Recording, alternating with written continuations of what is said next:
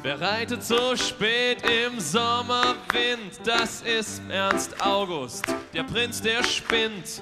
Er hält einen Schirm in seiner Hand, der schützt ihn nicht nur vor Sonnenbrand. Ja, es ist Sommer in Hannover, Sommer im GOP.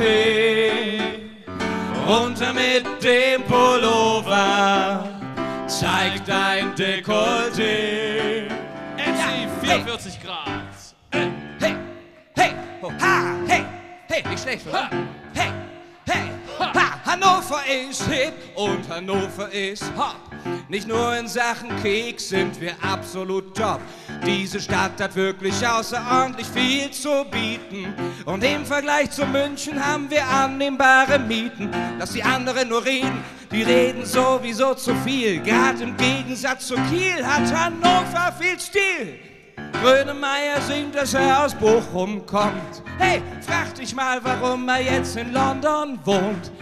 Eine Sache noch, die halte ich dir jetzt vor. Bei der WM 2010 steht Robert Enke im Tor. Es ist Sommer in Hannover, hey, Sommer im GOP. Runter mit